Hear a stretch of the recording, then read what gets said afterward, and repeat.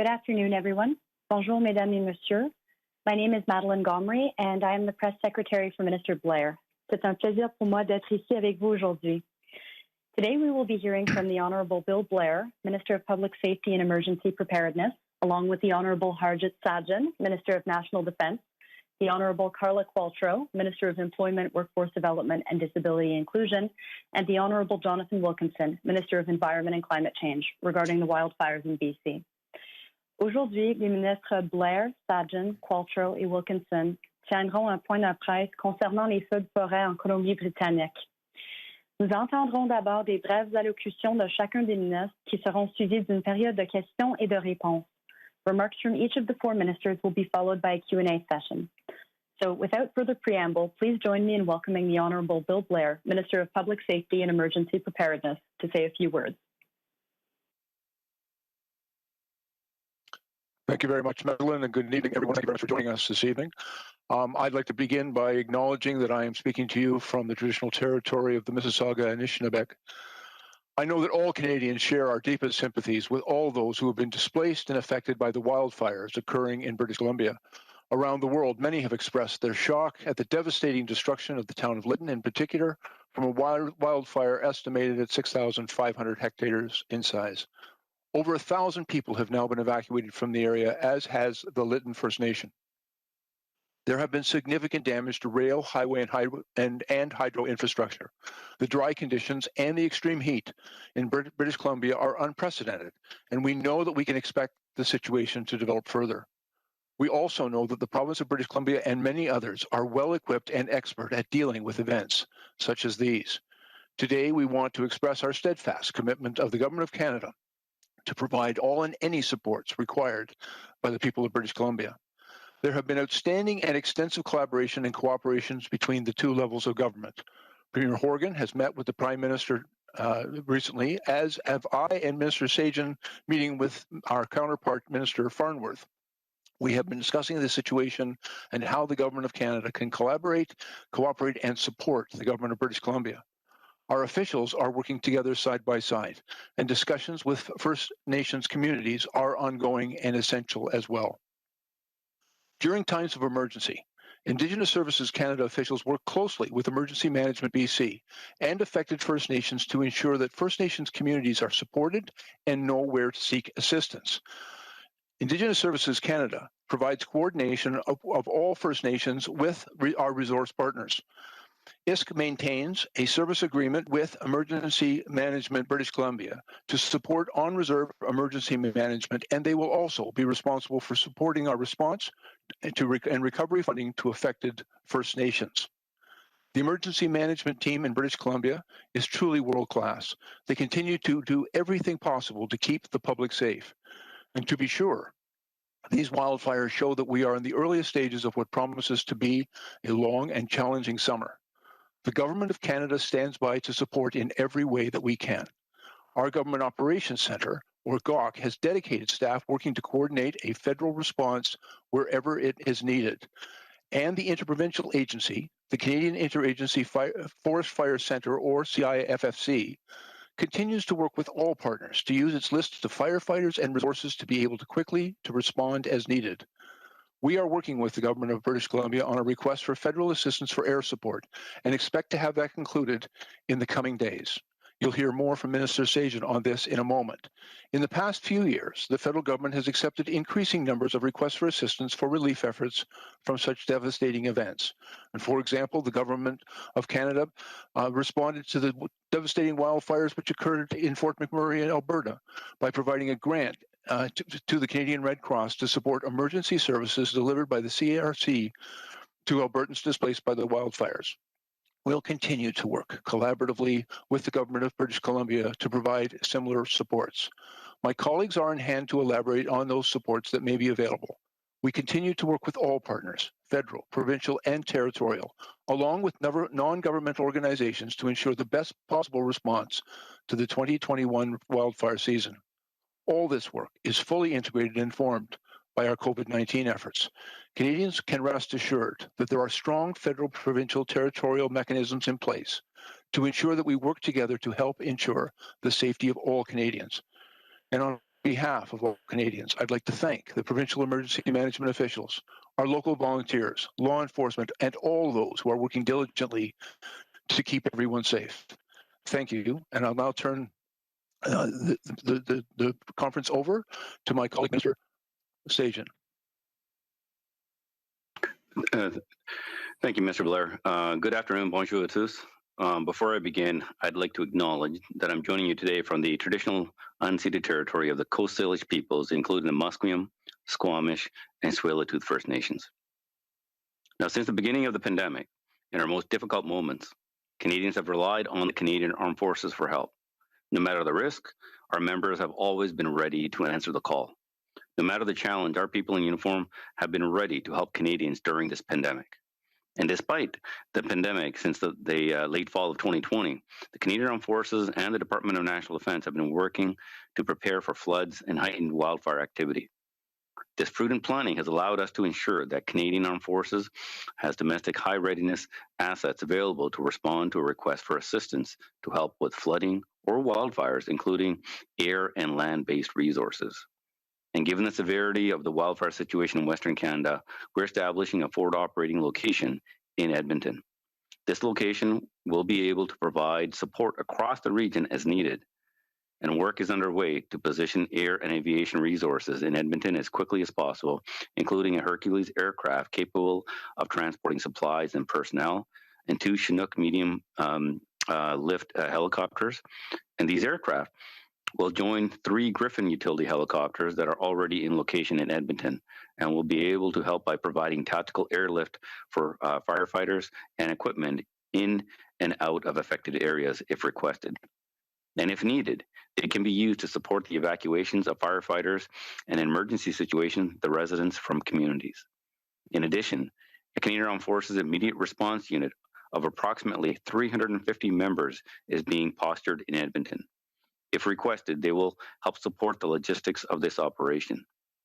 The women and men of the Canadian Armed Forces have experienced battling wildfires throughout the country, and we will use these lessons to assist as needed. And that includes our Reserve and Canadian Ranger members who have strong ties with their communities, including Indigenous communities.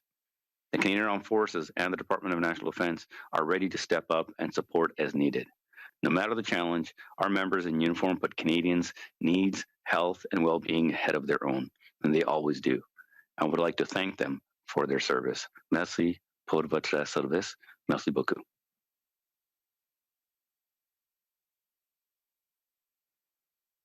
Hello, everyone. I'll go next. I'd like to say that I'm joining you today from the traditional territory of the Tsawwassen and Musqueam First Nations. I want to begin by echoing my colleagues and saying that our thoughts are with all British Columbians and Canadians affected by the recent heat wave and these devastating wildfires. For well over a year, we've seen Canadians, British Columbians, come together time and time again to support each other, and today is no different.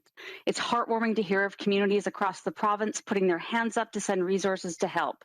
I know my own local fire department here in Delta, BC sent an engine tanker and a 6-member crew to help with the ongoing relief efforts. All Delta firefighters have recently completed their wildland training and are ready to help. As you can see here today, we all stand ready to support the health, safety, and well-being of all British Columbians. As Minister of Employment, Workforce Development, and Disability Inclusion, my department and Service Canada are working to help ensure people can get the support they need during this difficult time. Our Service Canada officials in the Western region are working with the local response team at the reception centres to inform evacuees what services are available to them. As of tonight, Service Canada has established a dedicated eService Canada phone line to provide quick and easy access for those impacted by the wildfires. We know that many people might be worried about lost documents like social insurance cards or other records of importance. To them, I say, please don't worry. Our team is ready to help you. For those who have lost their employment or are separated from their employment as a result of the wildfires, we also have your back. We have measures in place to ensure greater access and flexibility within the EI system. These include no 1-week waiting period, meaning you can get benefits on your first day, a minimum benefit rate of $500 a week, and access to EI for up to 50 weeks with as few as 120 hours of insurable employment. We know that some folks might be worried about getting their benefit checks, especially seniors who rely on CPP, OAS, and GIS, and many do not have direct deposit. Please reach out to Service Canada online or by phone. We will help you. We will help sign you up for direct deposit, or we can redirect your mail. Comme mon collègue, le ministre Sajjan, l'a mentionné, depuis la fin de l'automne, les Forces armées canadiennes et le ministère de la Défense nationale travaillent afin de se préparer à l'intensification des incendies de forêt. Cette planification prudente nous a permis de nous assurer que les Forces armées canadiennes disposent de ressources à disponibilité opérationnelle élevée pour répondre à une demande d'aide en cas d'inondation ou de feu de forêt, y compris des ressources aériennes et terrestres. Étant donné la gravité de la situation des feux de forêt dans l'Ouest canadien, nous établissons un emplacement d'opération avancé à Edmonton. Cet emplacement sera en mesure de fournir un soutien à travers la région au besoin. Et le travail est en cours pour positionner les ressources aériennes et aéronautiques à Edmonton le plus rapidement possible. Ces ressources seront en mesure d'aider en assurant le transport aérien tactique de pompiers et d'équipements vers et à partir des zones touchées si demandé. Les femmes et les hommes de force canadiens ont une vaste expérience dans la lutte contre les feux de forêt à travers le pays et nous utiliserons ces expériences pour offrir de soutien et de l'aide en cas de besoin. Et cela inclut nos membres de la réserve et des rangers canadiens qui ont des liens étroits avec les communautés, y compris les communautés autochtones. À ce stade, ces membres ne soutiendront pas la lutte contre les feux de forêt. Si demandé, ils aideront dans la logistique de l'opération. To all British Columbians, these are tough times. We continue to fight COVID-19 and mourn loved ones lost in the pandemic. We stand with Indigenous communities and families who mourn the loss of their children to the residential schools tragedy. And we've lost many Canadians over the past week as a result of the heat wave and the wildfires. Our hearts are heavy, but we will get through this together. Please continue to check in on your loved ones during this time, and please be safe. I'll now turn things over to Minister Wilkinson. Thank you very much, Carla. Good afternoon. I am joining you from North Vancouver, which is also located on the traditional, ancestral, unceded territory of the Musqueam, Squamish, and Tsleil-Waututh First Nations. I and my colleagues have been monitoring developments this week with great concern. My heart certainly goes out to the people of Lytton, local Indigenous communities, and others who have had to evacuate on the fly. C'est avec beaucoup d'inquiétude que j'ai suivi les événements cette semaine. Mes pensées sont avec les gens de Lytton, les communautés autochtones et tous les autres qui ont dû évacuer d'urgence. A growing number of major fires in BC and Alberta are out of control and are threatening homes and communities. At least 25 local and First Nation emergency operations centers in British Columbia are currently activated, with emergency evacuations or alerts in effect in at least 11 communities. Le gouvernement du Canada est là pour vous et continuera de vous appuyer dans ces moments difficiles, maintenant et pour les mois à venir. To those who are affected by these terrible events, the Government of Canada is here for you and will support you now and in the months ahead. In the areas for which I am directly responsible, Parks Canada is actively collaborating with all provinces and territories on the current fire situation in Western Canada. In response to British Columbia's request for assistance this afternoon, members of the Canadian Interagency Forest Fire Centre, including Parks Canada, are assessing how they can best contribute. In 4 of the past 10 years, unfortunately, Parks Canada has had to provide wildfire resources to support the challenges that British Columbia has faced during times of need, including providing incident management teams, specialized fire management personnel, and equipment. And certainly supporting provinces and territories in their times of need is something that the Government of Canada takes very seriously. Meteorologists at Environment and Climate Change Canada are also working around the clock to deliver critically important weather information, including detailed wind forecasts, smoke dispersion predictions, and air quality forecasts. Environment Canada's warning preparedness meteorologists are working with forecasters to support provincial partners in river forecasting and wildfire forecasting. because the hot and dry conditions are resulting in high elevation snow and ice melt, while simultaneously drying out grass and wood fuels on the ground. Our primary concern is protecting the health, safety, and property of Canadians. This week has been a very harsh reminder that even as we fight climate change, we must also adapt to it. Les événements malheureux de cette semaine sont un rappel brutal que, pendant même que nous combattons les changements climatiques, nous devons aussi nous adapter rapidement à cette réalité qui nous frappe. Your federal government is working collaboratively with provincial, territorial, Indigenous, municipal, and international partners. We are doing this to build resilience so that our communities and our economy are better prepared to adapt to the impacts of a changing climate. Certainly, climate models have indicated the increased frequency and intensity of extreme weather events, and this is exactly why we need to both aggressively and urgently tackle climate change, but also we need to invest in resilience.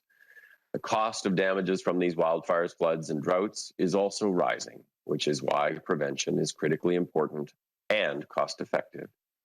Mais aujourd'hui, nous devons concentrer nos efforts sur l'urgence de la situation présente. Notre priorité est de protéger les gens et d'assurer leur sécurité en tout temps. But today, we have to concentrate with urgency on the situation that is facing us. And our priority must be the protection of our citizens. During these times, please be safe and exercise extreme caution with any open flames. And now I will turn it back to our moderator. Thank you, Minister Wilkinson. Nous allons passer maintenant à la période des questions. I would ask that you please limit yourself to one question and one follow-up. Please begin your question by identifying yourself and naming the media outlet you represent. Veuillez commencer votre question en vous identifiant et en nommant l'organisme de presse que vous représentez. Vous aurez droit à une question et à un suivi. Operator, could we please get a first question on the line? Certainly. Mesdames et messieurs, ladies and gentlemen, s'il vous plaît, appuyez sur l'étoile 1 maintenant pour poser une question. Please press star 1 at this time if you have a question. The first question is from Mackenzie Gray at CTV News. À vous la parole. Please go ahead. Hi, my first question is for Minister Sajjan. I just want to clarify, Minister, from your remarks you outlined helicopters and 350 Canadian Forces personnel that are going to be in Edmonton. Has the BC government not requested the help of the Canadian Armed Forces yet? I'll let Minister Blair talk about the actual official request. But myself and Minister Blair have been in direct communication with Minister Farnworth and monitoring the situation very closely. And as the experts on the ground are assessing and making the decisions of where resources needed to go, we decided to pre-position the air assets. We knew based on our previous experience on the wildfires that logistical support is needed. And our discussions with Minister Farnworth that air assets were needed. Hence the reason why we have moved some additional helicopter, the Chinook aircraft that we've used in the past, and also the transport aircraft. That'll help move resources around because the situation right now is extremely fluid with the various fires that are taking place in different areas. This provides a lot of flexibility. So what we want to do is increase that flexibility for the decision makers on the ground. In addition, even though ground personnel are not needed at this time because they have the expertise to be able to fight the fires, we do have additional personnel ready to provide support if needed. Is there anything else you want to add, Mr. Blair, on that?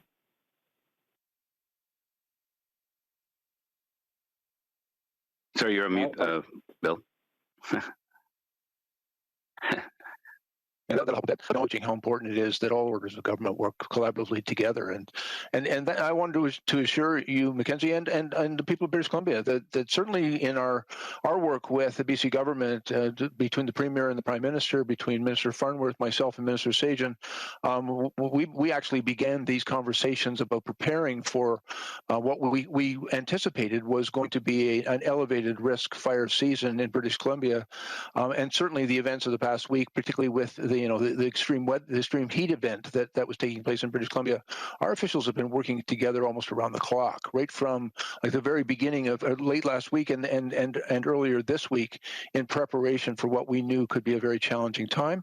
There are discussions going on between the government on how the federal government can respond and support the British Columbia government. Our consultation between my officials, in particular at Public Safety and the Emergency Management BC, is, as I say, that those discussions have been going on for some time. We know that it takes time to mobilize resources.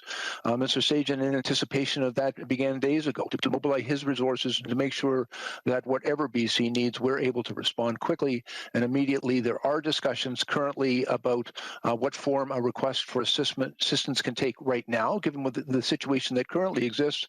We also know that we are potentially at the beginning of what could be a long and challenging fire season. And so that collaboration and coordination between our two orders of government and the First Nations across Canada is also critically important.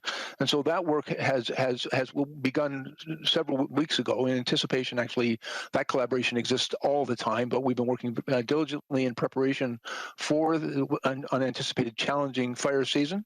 And that work is now resulting in the movement of material, personnel, in response to any requirement that the BC indicates that they have.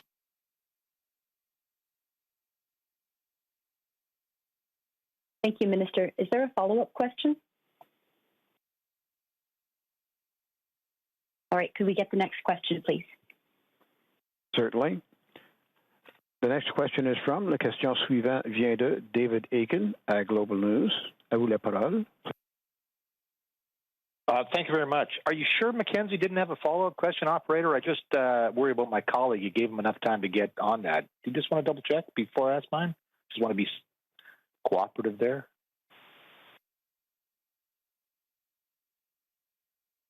Operator, did you hear me? Yes, sir. His phone line has been returned to the conference. If you have a follow-up question, I would ask him to dial my star apologies. 1. Okay, my apologies. And Minister, sorry, thank you for your patience on that brief hiccup there. It's the tricky part here. I have a question. I think this is probably best put to Minister Blair. Mr. Blair, I wonder if the federal government at this point has been provided with any information about the cause or source of the Lytton fire, and secondarily, when emergency crews might be able to get, emergency crews, Canadian Armed Forces crews, will be able to get into Lytton. Can you give us any information on that at this point? Yeah, I can give you the update that's been provided. I will tell you as well, the RCMP, and I've had conversations with them earlier today, are very much involved in an investigation into the circumstances of that fire. The information that I've gotten is an update, David, with respect to what's going on there. I'm advised that personnel are working on the northwest flank to secure the community, and ground crews and air support continue to work the incident. As well, we are aware that there are reported injuries and unconfirmed at this point in time 2 potential fatalities. This is being investigated by the BC Coroner's Office, and RCMP investigators are in the area and conducting that investigation. I'm advised that currently the British Columbia officials are working closely with the Lytton Fire Brigade to deal with the situation there. Communications and critical infrastructure remain closed around Lytton. Self-service has been restored to the area, and technicians are working with the RCMP for the restoration of telecommunication services 911 in the area as well. I'm further advised extensive damage has been reported by BC Hydro. There is currently no electrical service available in Lytton. We also know that there has been fairly significant damage to CPC and rail lines. They're possibly damaged. We're working with them. Transport Canada is working with them, as well as Emergency Services BC, who are working together on shared tracks and response coordination. At the current time, I do not have any information I'm able to disclose with respect to the potential cause of the fire, except to advise that it is currently being very actively investigated by the RCMP. There were a number of fires. I was advised that there was a fire in the vicinity of in the region of Lytton that was burning previously. It did not seem to be the fire that was the cause of the conflagration that took place in the town of Lytton. That fire moved extremely rapidly. The information we received is that the residents of that town had a very, very short period of time in order, to flee the flames that were engulfing their town. The cause of that fire is being actively investigated, and the RCMP will provide more information as they complete their investigation and are able to share it. Thank you very much. It's very helpful, and I'm relying for a lot of these questions on my colleagues from Global News who are on the ground and in and around there. So let me just ask this follow-up then, again, recognizing that we do not yet know the source, but there has been some discussion, I guess, or people are suggesting that possibly a source may have been a train that moved through the area, possible sparks from a train on a wheel. So I'm wondering if this has come up, if you've discussed this with your Transport Canada colleagues, that as a preventative measure right now, through much of this area in BC that is experiencing this extreme heat, whether or not trains are on some sort of restrictions or bans in terms of traveling through some of these heat areas, given that a train could spark a fire. Are there any restrictions or considerations of restrictions to train travel through this part of British Columbia? Yeah, thank you very much, David. And it's an important question, and I want to be very clear. I'm not able to confirm the source of the fire that took place in Lytton, but we are investigating all possibilities. We've also, I don't want to speculate on this cause, but I did have a conversation earlier today with the Minister of Transport, Minister Alghabra. We talked about, the potential that the movement of rail traffic through these very dry and potentially dangerous regions could have, and Transport Canada is now working with BC officials and the rail companies to address concerns that have been raised. I'm sure the Minister of Transport will have more to say on that in the coming days, but the concern has been identified, not in particular to the Lytton fire, but rather we know that there may be some circumstances where there could be a number of causes of the fire.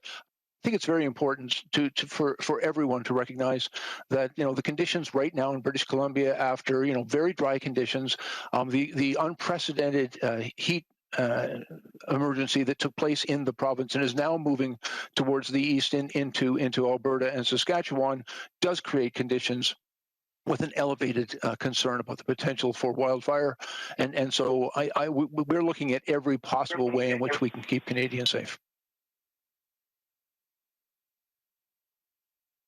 Thank you very much. Thank you. Merci. La question suivante vient de James Keller at Le Globe and Mail. À vous la parole. Please go ahead. Hi there. For the Defense Minister, can you tell us how much could you send? I mean, you're talking about, I think, a total of 6 aircraft, but if the situation deteriorates, how much resources do the armed forces have to devote to this?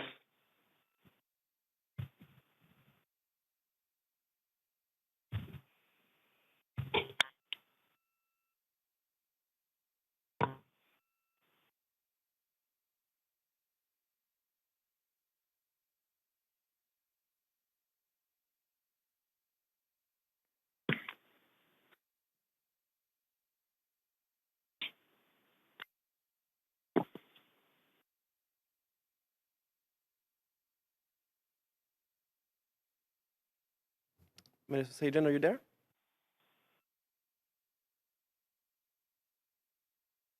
Sorry, I was on mute there. We will provide as many resources that are absolutely necessary for this. BC has substantial resources for fighting fires, and what we Canadian Armed Forces do is actually supplement that. And what's anticipated for on the request is what we're already putting in place based on the experience that we've had in the past. If more are needed, we will move additional support as necessary. That's something that we will always do.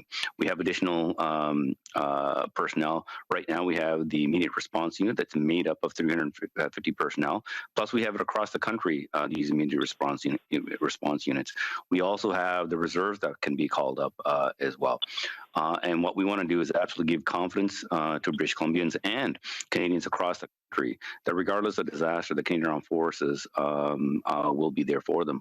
We anticipated early on that if we were in a pandemic to having to deal with flood situation and fires, what we do. So working very closely with our public safety colleagues and the provinces and territories, we have already rehearsed this. So this is what we're executing now. So we'll make sure that all the necessary resources will be there for if requested. And a follow-up. So when will all of this be ready to roll? And again, if this is something that we were anticipating, particularly in light of the weather over the past week, why weren't these things in place by now? So first of all, when it comes to the actual response for the Canadian Armed Forces, we don't work independently. Every province has an emergency response center. That response, as Minister Blair has outlined, and the BC has tremendous amount of resources. They do their evaluation, and based on their experience, they look at what potentially might be needed. Because we're already in good consultation with determining what's actually happening on the ground, even before an official request is made, we already have an idea of potentially what might be needed. And hence the reason why we actually started pre-positioning aircraft and getting personnel ready. So that's exactly what's taken place. Our aircraft, majority of them are already in place. They're ready to respond as soon as they're requested and know exactly where it needs to go. But again, those are the decisions that are made by the experts on the ground with the BC government.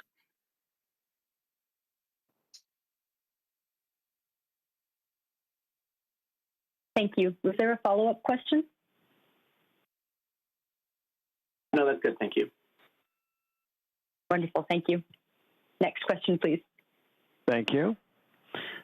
Once again, ladies and gentlemen, please press star 1 if you have a question at this time. De nouveau, appuyez sur étoile 1 si vous avez une question.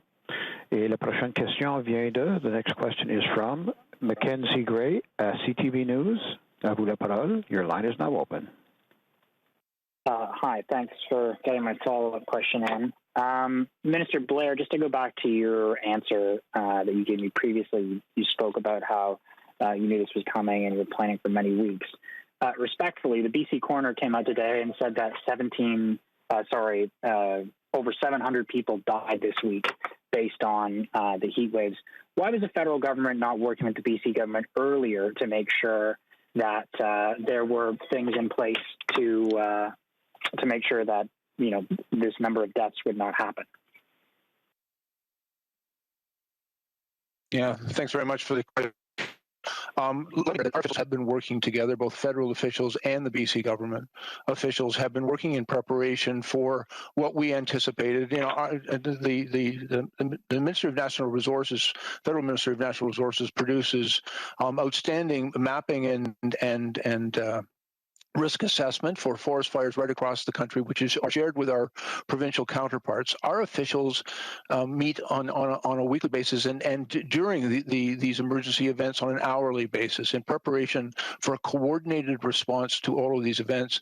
Mackenzie, you made reference to the heat event which began earlier this week.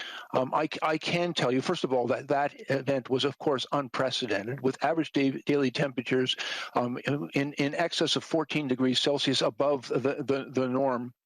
And it is, as I said, without precedent. But right from the outset, in the forecast of that heat event, our officials began working very closely together. I met with virtually a number of times with Minister Farnworth and ensured that a close coordination between our officials in preparation, first of all, for the heat event.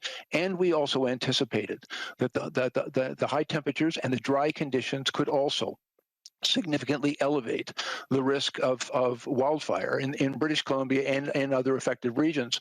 And so the work of coordinating our responses together, I think it's also important to acknowledge, first of all, British Columbia has one of the most remarkably robust and capable firefighting capacity in the world, and they are renowned for that. And we work very, very closely with them to provide whatever support that they may require from the federal government. But steps were taken to deal with this situation in anticipation of what we knew was going to be an elevated fire risk season, and dealing with the heat-related deaths. There was also very close coordination between Minister Farnworth's officials, my officials, and other orders of government working together. These were an unprecedented set of circumstances, but all orders of government came together very quickly and worked very closely together. And I would take an opportunity to acknowledge the very hard work of all of our officials working together to respond to keep people as safe as possible, and when fires break out, for example, to ensure that the resources that are required are deployed as quickly as possible.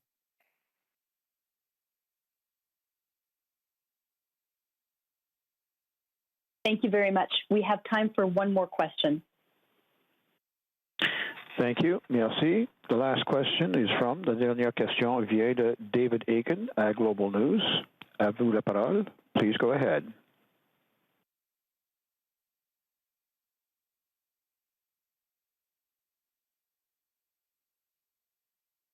David Aiken at Global News. Your line is now open. Please go ahead. And I was on mute. So thank you again. I feel like I hit the jackpot with an extra question. Thank you again, ministers, for your press conference. Some great information here. I think this is for Minister Blair, but I would encourage any minister who might be able to help with this be great. It's a process question. Looking ahead to the weekend, we just had a cabinet meeting of the incident response group. So when would that group be meeting again? Would it need to meet again, say, over the next 3 days, 4 days? And what decisions might need to be made? Minister Sajjan, do you need to make some decisions? Minister Qualtrough, are there some things outstanding that you want to get sorted out? I'm thinking tomorrow, Sunday, Monday. We're just trying to get a sense of sort of what's next in terms of things that you need to deal with to be able to better assist BC to manage this event.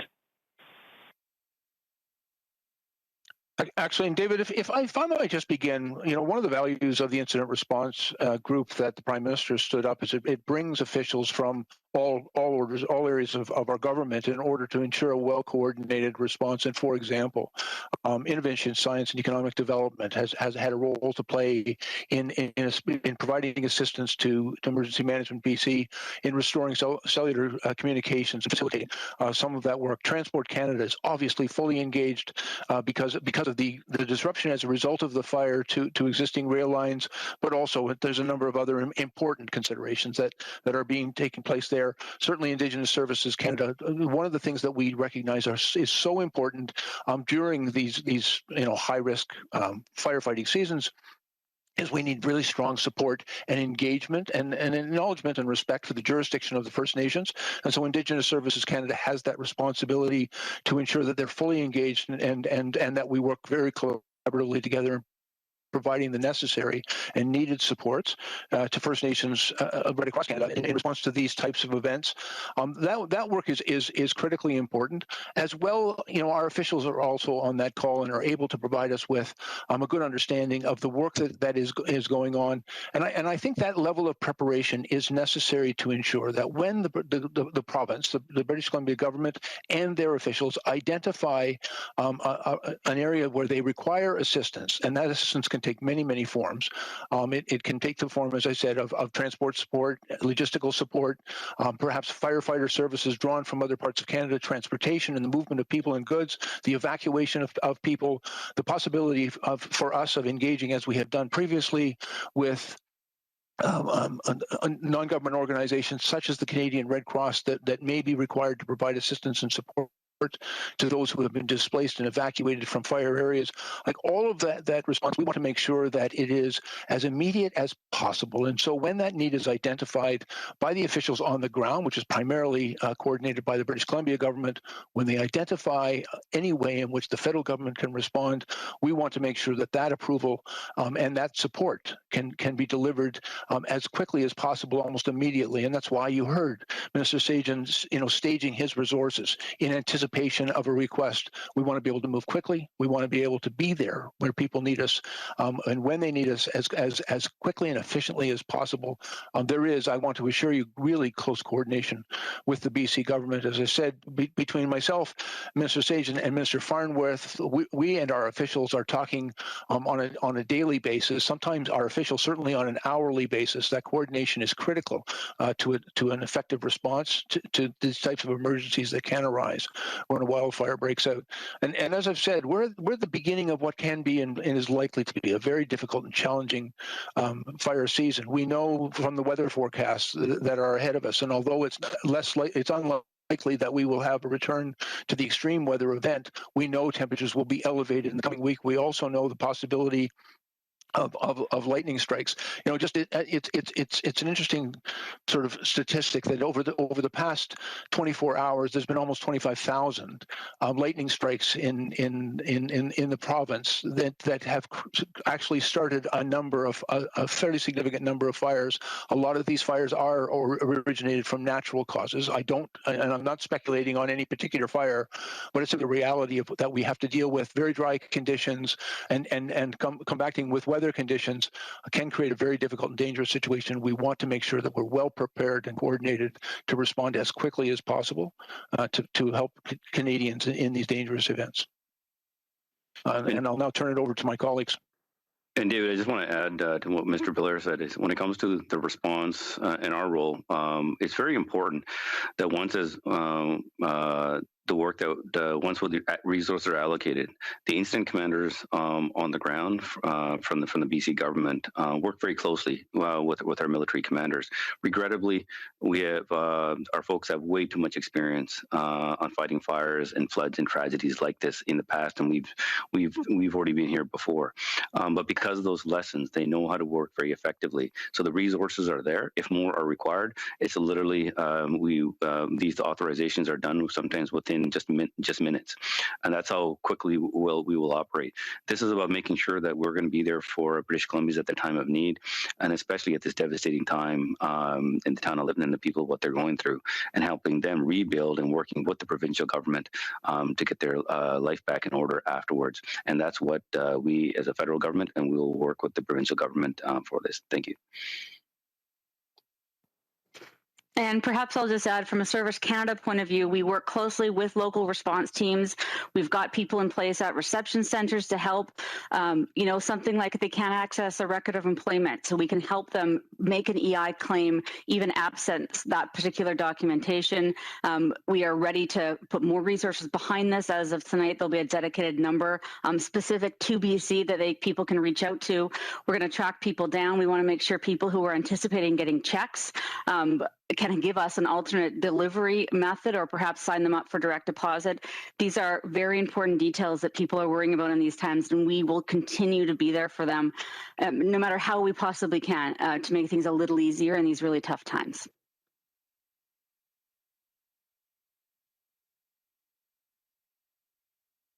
Thank you very much, ministers. That is all the time we have for today. Donc, ceci met fin à cette conférence de presse. Thank you very much for joining us at this press conference. Merci et bonne fin de journée.